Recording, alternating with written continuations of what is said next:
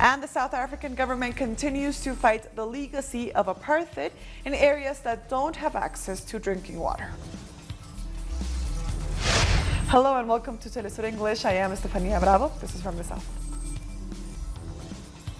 Thousands of demonstrators took to the streets of cities across Venezuela in rejection of the report produced by the United Nations High Commissioner for Human Rights, Michelle Bachelet. Social movements, students, and campesinos expressing their repudiation of the report made up some of the many groups on the streets of the capital, Caracas.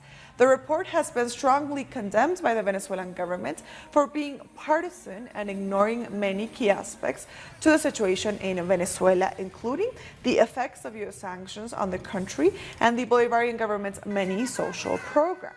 President Nicolás Maduro said it was based on false statements, distortions, and the manipulation of data. The Venezuelan Minister of Communication, Jorge Rodriguez, has provided new evidence of opposition criminality in the failed coup d'etat that took place on April 30th of this year. Rodriguez points to the theft of arms as a subject of the government's subsequent investigation and indicates how opposition leader Juan Guaidó is directly involved. Just a few days ago, we held a news conference to show the people of Venezuela and the world the brutal operation planned, including the assassination of the president, Nicolás Maduro.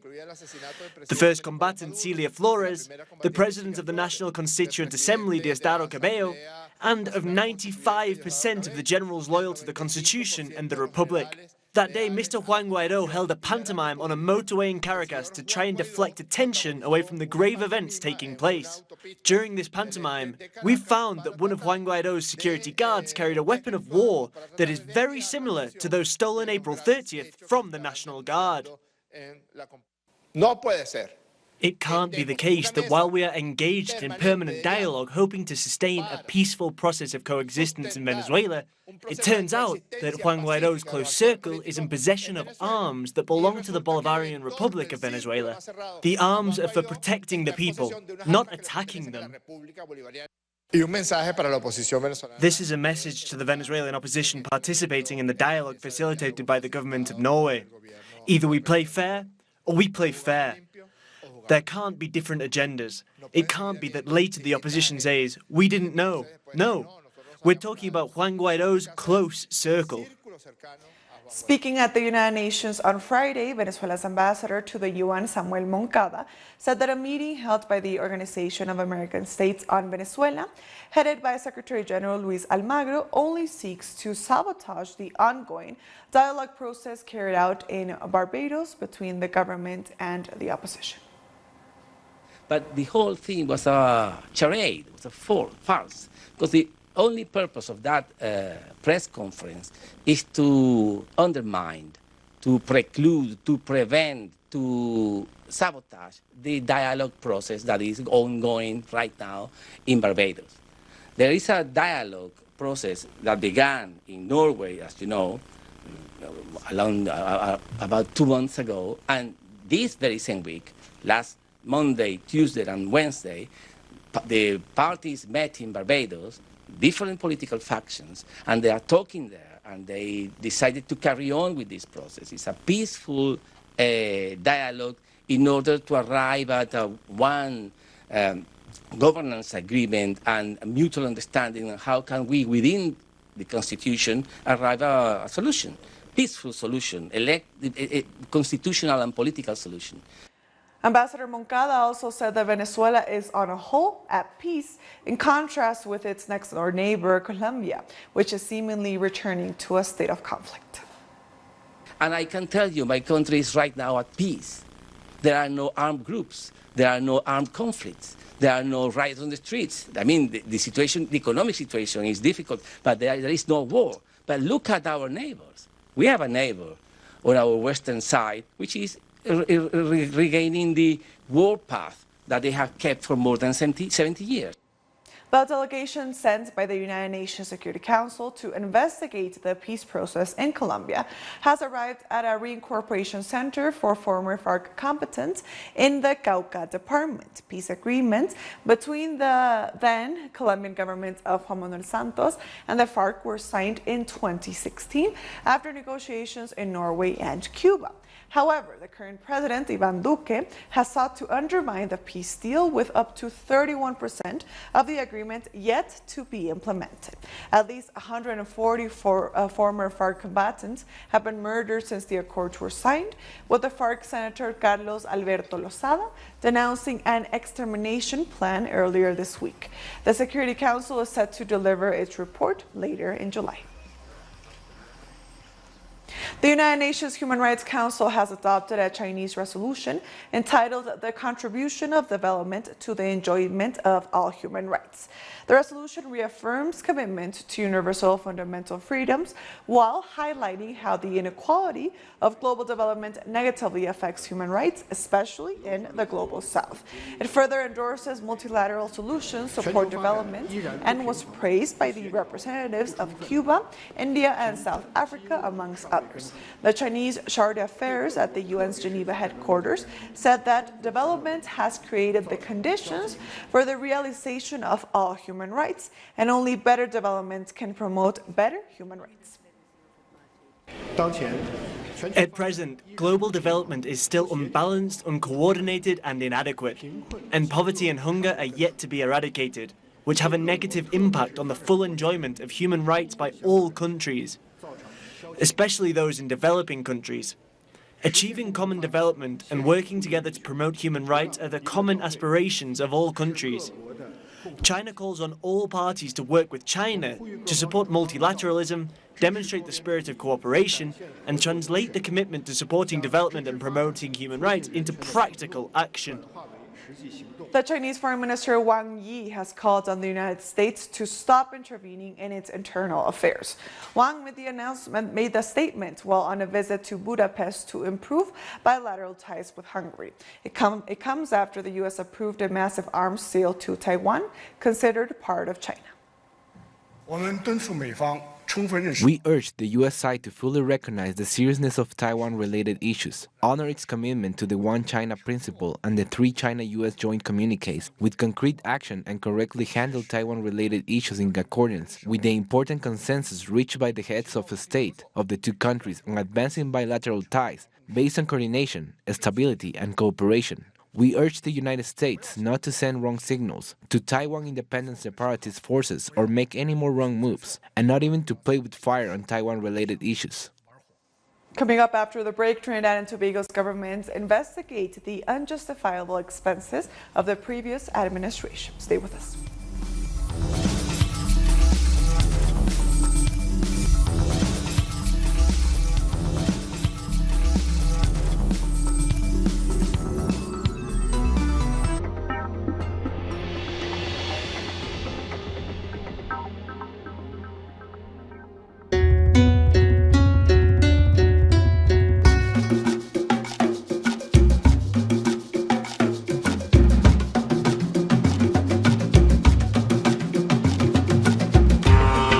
And two are under active consideration. Both sides are trying to find a replacement to carry out the necessary early elections following a no-confidence vote that collapsed the government. If the 8 names submitted to the president, by the president, suggested to the leader of the opposition, are names that are not unacceptable to the president. If these are names that are not unacceptable to the president, as a representative of the leader of the opposition, we have taken those names to the leader of the opposition. He has said publicly up until today they are under his consideration. It therefore means that when he's going to make his final 6, those 8 names, which the president submitted, would be under consideration. Today we are learning in this meeting that not even the 8 names that came from the president, they would be able to say finds acceptability with the president. Meanwhile, the Caribbean Court of Justice has said Guyana's president and his cabinet must resign and call elections by September 18th, saying this was the consequence of its June 18th ruling. The CCJ said Article 106 of Guyana's constitution outlines the course of action that should be taken after a vote of no confidence in the government is successfully passed. The Constitution states that an election shall be held within 3 months and that the date can only be extended by a 2/3 vote by the National Assembly. The government is allowed to stay in place in a caretaker role until a fresh election is completed within 3 months. The CCJ has also said the president and the leader of the opposition should, as soon as possible, embark upon and conclude the process of appointing a new chairman of Guyana's Election Commission. Trinidad and Tobago's government has announced a commission of inquiry into millions of dollars allegedly spent on land acquisition under the former administration for the Point Fortin Highway extension. The commission will probe alleged unjustifiable expenses incurred by the state. This comes after the cabinet received a report from the Works Ministry showing troubling details about how money was spent on the mega project. Payments for land acquired for the highway extension will be put on pause as the state waits to see whether any criminal proceedings arise out of the commission's recommendations. And I'll soon get to the terms of reference of this commission of inquiry that the cabinet has today approved in an effort to find out what really went on with the acquisition of these parcels of land and how over $500 million, $500 million could have been spent of taxpayers' money for the acquisition of land, and they're not even near to being nearly completed in the amount of land that needs to be acquired. People from across several communities in Guatemala are staging peaceful demonstrations near the Mexico-Guatemala border area to demand that U.S. troops leave their country. For the past 3 months, U.S. soldiers have been stationed in border areas to address migration. Under the slogan, Gringo Go Home, hundreds of people are taking to the streets in the department of Huehuetenango to demand U.S. troops leave the border area. We want to know what the Gringo troops are doing here on our territory. We don't want them here. Of course, we will be mobilizing to defend our territory. We do not want history to repeat itself, no to militarism, and no to foreign troops in our territory. Guatemalans in Huehuetenango say they noticed the arrival of U.S. troops starting from June the 3rd. They are here under the pretext of doing humanitarian work. They came to our municipality with the objective of giving free medical appointments. The appointments took almost 7 days. Locals say they're worried because they've also seen unusual helicopter flights overhead. They feel their own natural resources are also in the sights of the U.S. troops.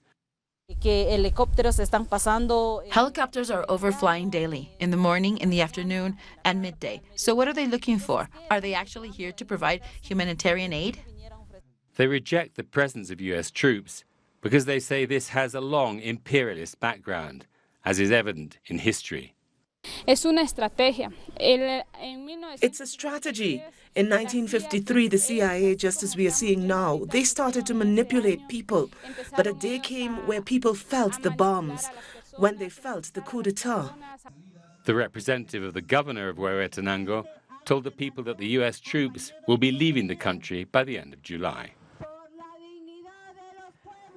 Days after equal marriage was legalized in Ecuador, a mural in the north of the capital city, Quito, was defaced by conservative groups. The mural demonstrated 3 couples kissing, 1 heterosexual, 1 lesbian, and 1 gay.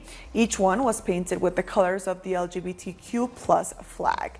The reactionary vandals damaged the mural by drawing crosses over the homosexual couples featured. A group of LGBTQ+ activists rallied for a kissing marathon at the site to find out the mural was damaged. The protesters showed their resistance against the censorship with music and performances. And now we go to Uruguay, where July is a month of celebration for the country's African diaspora. Throughout the month, Afro-Uruguayan citizens celebrate their history, their achievements, and come together so their voices can be heard. Candombe is perhaps the most important expression of Afro-Uruguayan culture, but it's hardly the only one. For the fourth year running, the Uruguayan government has declared July as the month of the African diaspora, in the hopes of promoting policies that improve matters of social inclusion, healthcare, and housing for Afro-Uruguayans. This is a month promoted by public institutions, but it would be good to see private companies and various social sectors use this month to analyze and help improve the situation of Afro-Uruguayans. This month will see many events centered on the lives of Afro-Uruguayan women. One of the most important events will be the launch of the Marielle Fund, named after the Afro-Brazilian human rights activist Marielle Franco. It seeks to link together many different social struggles. The Marielle Fund hopes to link together different social struggles against racism, homophobia, and xenophobia. We hope to see various social organizations come together to present projects that would, in some way, unite the fight against these various issues. Afro-Uruguayans make up 8% of the country's population, and within the community there are often higher rates of poverty, unemployment, and lack of access to education than the wider population. Despite recent advances in these areas, things have not improved sufficiently for Afro-Uruguayans. Living conditions nowadays have a double edge. On one side, there's been progress in relation to the past, because the poverty and unemployment rates were much higher. Nonetheless, inequality is still an issue, and work needs to be done to improve the living conditions of Afro-Uruguayans. The choice of July as the month of the African diaspora has a deeper significance. As on July 18th, Nelson Mandela International Day is already celebrated, and July 25th is the International Day of the Afro-Latin American and Caribbean woman. Still to come, the British Labour Party leader Jeremy Corbyn speaks at the Durham Miners' Gala. Don't go away.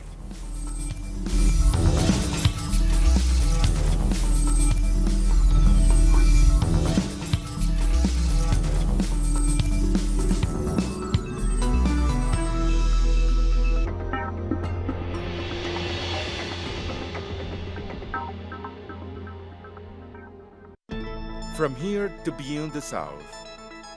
From here to the Caribbean or further north. Where can I see news connecting the whole South? Our correspondent Matuba Malachi has more. The name of this community, Stengvater, translates as water that stinks. That's the irony, because the water that's supplied to the community here is not even safe to drink. Clean enough. Also we clean enough. Sometimes kama yellow,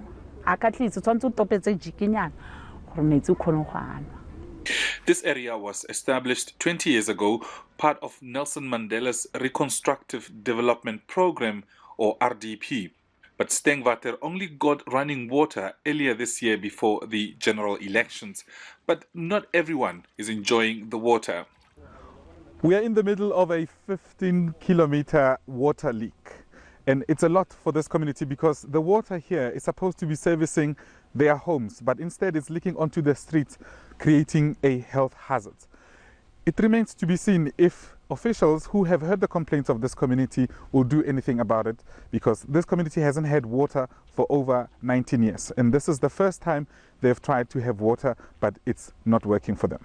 Some community members like Oma Maleka still use water they buy to make up for the failed project that was meant to change their lives. But because of these leakages. No. Sometimes we wish we give us things, because our streets are so bad. Having no water and the sight of uncollected refuse is a common feature in black townships in South Africa. These are some of the things that lead to violent service delivery protest. With President Cyril Ramaphosa's new government in office, all eyes will be on what improvements they make to the lives of the poor, of the poorest in this unequal society. Matuba Malachi, Telesur in Stengvater, South Africa. Hundreds of people have marched in the Sudanese capital of Khartoum to mourn those killed in the June raid on peaceful protesters. On June 3rd, men clad in military uniforms shot and killed around 100 demonstrators who had camped there for weeks demanding civilian rule. The ruling military council denied responsibility for the shooting. We're going to free the Sudan from the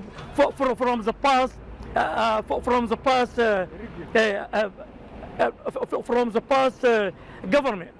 So now we are free. The number of people killed in an attack on a hotel in Somalia has risen to 26. Somali security forces have announced an end to the siege on the hotel, which started when a suicide car bomber and gunmen attacked the hotel where a political gathering was taking place on Friday. The attack lasted for more than 14 hours before troops killed the attackers inside the hotel compound. More than 50 people have been reported injured in the attack. Al-Qaeda-linked Al-Shabaab group has claimed responsibility. The death toll is 26. Those who were killed in the attack included Somali people with different nationalities. 3 of them were Kenyans, a Canadian, a British, 2 Americans, and 3 Tanzanians. Also 56 were wounded in the attack.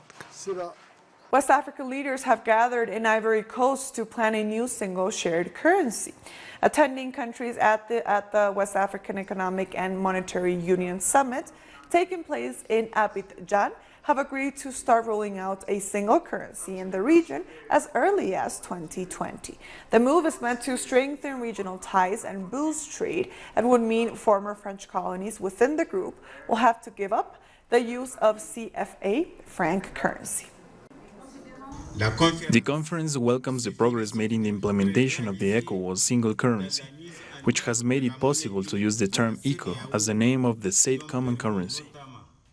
A delegation of Libyan legislators from the governments in Tripoli and Tobruk have met in Egypt to discuss how to end the country's crisis.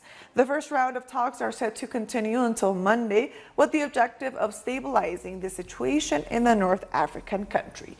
Egypt is the leading mediator seeking to unify Khalifa Haftar's forces and the internationally recognized government led by Prime Minister Fayez al-Sarraj. Libya has been consumed by conflict since NATO forces helped topple former leader Muammar Gaddafi in 2011. A 10-year-old child was shot in the head by Israeli security forces in the occupied West Bank town of Kfar Kadum on Friday. Israeli forces used live ammunition to repress Palestinians protesting outside the closure of the town's main road. At least 290 Palestinians were killed by Israeli forces in 2018, with Israeli human rights group B'Tselem saying the figure is the result of Israel's reckless open fire policy. The Palestinian Health Ministry have said that the child is in critical condition. Thousands of people have turned out for the annual Durham Miners Gala in the north of England. The gala is a celebration of trade unionism and has been celebrated by the mining community of Durham since 1871. It continues to be held even after former conservative British Prime Minister Margaret Thatcher decimated the region by closing the pit in the 1980s. The leader of the Labour Party, Jeremy Corbyn, received a rapturous welcome as his party leads the current polls in the UK. This gala represents all the great achievements and solidarity of the mining communities. And when the pits closed, Davy Guy and Davy Hopper had a vision that the gala would become bigger and even better by bringing in every other community. And what it is a celebration of solidarity, of strength, of working class culture. And that strength and that solidarity will defeat this Tory government, will bring about a Labour government, and above all, will bring about the justice that all these people have craved for, because we are much stronger than they are. And with that story, we've come to the end of this news brief. These and other stories, as always, find them on our website at telesurenglish.net. And also join us on social media. We are on Facebook, on Twitter, and on Instagram. For Telesur English, I am Estefania Bravo. Thank you for watching.